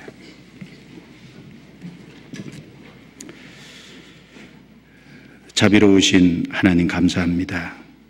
오늘 이제 말씀을 함께 배우는 가운데 하나님의 뜻이 무엇인지 배우게 해주심을 감사합니다. 주께서 지금도 우리를 위해서 변호하고 기도하고 계시다는 걸 우리가 확신하고 감사합니다. 혹 삶 속에 넘어지고 또 주저앉아 있는 사람이 있다면 주님이 변호하고 기도하고 계신다는 걸 기억하고 힘을 내서 일어설 수 있도록 도와주시고 더욱 주님이 권능을 나타내시는 이때 그 가운데 적극적으로 동참할 수 있도록 도와주시며 주님이 재림하셔서 영광을 나타내실 때 우리도 그 영광에 참여할 수 있도록 우리의 삶을 다스려 주시고 인도해 주옵소서. 교회 안에서 되어지는 모든 역사가 주님의 뜻 가운데 되어질 수 있도록 간섭해 주시고 도와주옵소서. 우리를 구원해 주신 예수님 이름으로 기도드리옵니다. 아멘. 찬송가 259장 같이 하시겠습니다.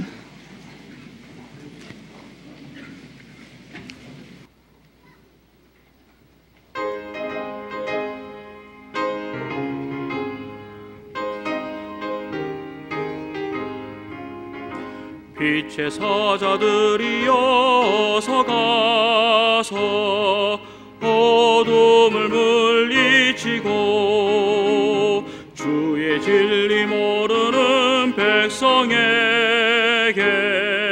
복음의 빛 비춰라. 빛의 사자들이여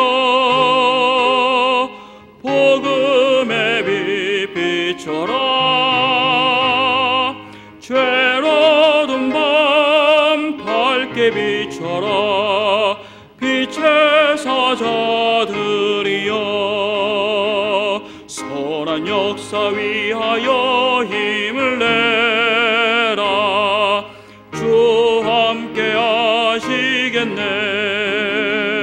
주의 넓은 사랑을 전파하며 복음의 빛 비춰라. 빛의 사자들이여 복음의 빛 비춰라. 죄로운 밤 밝게 비춰라.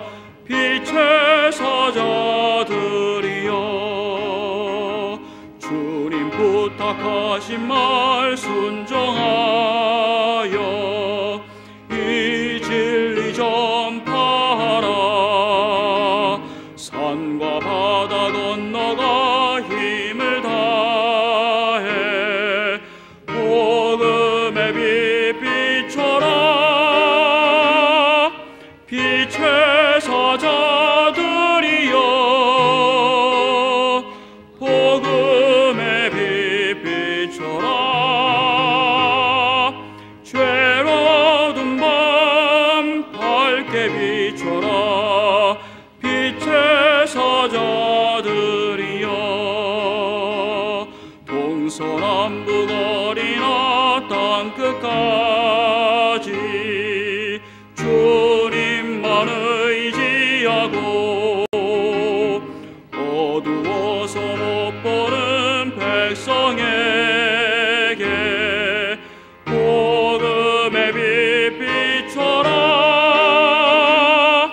빛의 사자들이여 복음의 빛 비춰라. 죄로운 밤 밝게 비춰라. 빛의 사자들이여.